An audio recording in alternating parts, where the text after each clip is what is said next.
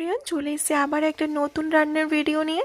তো এই ছোট্ট ছোট্ট খয়রা মাছ দিয়ে আজকে তোমাদের একটা নতুন রকমের রেসিপি শেয়ার করব। তো চলো, আমি এখানে সুন্দর করে মাছগুলোকে কেটে ধুয়ে ফ্রেশ করে নিয়েছি। এটা কিন্তু আমার ছোটো বোনও কেটে দিয়েছে, জানো তো। আমি কিন্তু মোটেই মাছ কাটতে পারি না। এখানে দেখো সুন্দর করে নুন হলুদও মাখিয়ে নিয়েছি।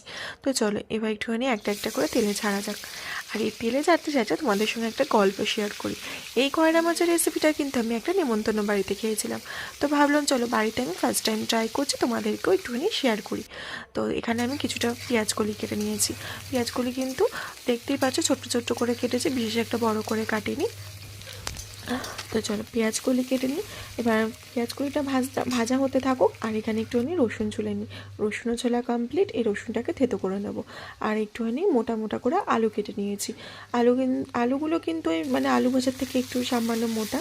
আর সঙ্গে এবার একটুখানি হলুদ দিয়ে দিলাম। হলুদ দিয়ে ভালো করে চলো নাড়াচাড়া করে নিই।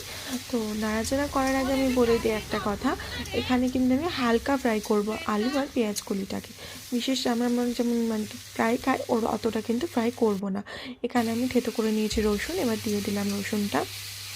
তো রসুনটা দিয়েও হালকা আমি ফ্রাই করে নিচ্ছি। প্রায় কালার দেখতেই পাচ্ছ চেঞ্জ হয়ে গেছে। আলুগুলো পেঁয়াজগুলিগুলো একটু হালকা হালকা রেড, মানে লাল লাল ভাব হয়ে গেছে।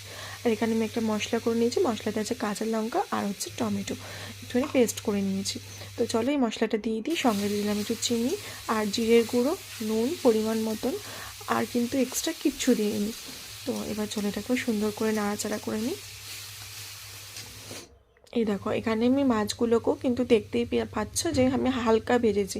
কেউ ভাজতেও পারো, কেউ নাও ভাজতে পারো, বাট আমি বলবো একটু হালকা আঁচটানি গন্ধ বেরোবে না হলে। তো এখানে আমি একটুখানি টক দই দিয়ে দিলাম। একটু হালকা ভেজে নিলে কি হয়, মাছগুলো খেতেও একটা টেস্ট লাগে, আবার আঁচটানি গন্ধও বেরোয় না। তো এই দইটা দিয়ে একটু হালকা নাড়াচাড়া করার পরে আমি এখানে দিয়ে দেবো হচ্ছে আমার ভেজে রাখা খয়রা মাছ। আর একটুখানি তার আগে দিয়ে দিলাম হচ্ছে সর্ষে ভিজিয়ে রেখেছিলাম। অবশ্যই কিন্তু এখানে সর্ষেটা ইউজ করা মাস্ট। তো চলো, এবার খয়রা মাছগুলো দিয়ে দিচ্ছি। তো অবশ্যই শীতকালের দিনে যারা যারা এই একঘেয়ে পেঁয়াজকলি ভাজা খেয়ে খেয়ে বোর হয়ে গেছো, বা এই খয়রা মাছ দিয়ে কী খাবে বুঝতে পারছো না, ছোটো মাছ দিয়ে এই রেসিপিটা মানে ট্রাই করো। বিশ্বাস করো, খুব সুন্দর লাগবে। আমি এখানে হালকা একটু জল দিয়ে দিয়েছি, একদম শুকনো শুকনো করে নামিয়ে নেবো একটু ঢাকা দেওয়ার পর। তো মাছগুলো একটুখানি নুন ঝাল ঢুকবে, দেখো নামানোর আগে একটুখানি মানে সামান্য ধনেপাতা দিয়ে দিয়েছি। আর বিশ্বাস করে, এই রেসিপিটা আমার বোনু খেয়ে তো পুরো পাগল। চলো, ওর রিভিউটা তোমাদের সঙ্গে শেয়ার করা হয়নি, কিন্তু আশা করবো যে তোমরা বাড়িতে ট্রাই করে আমাকে রিভিউ দেবে যে এই রান্নাটা কেমন লাগে খেতে।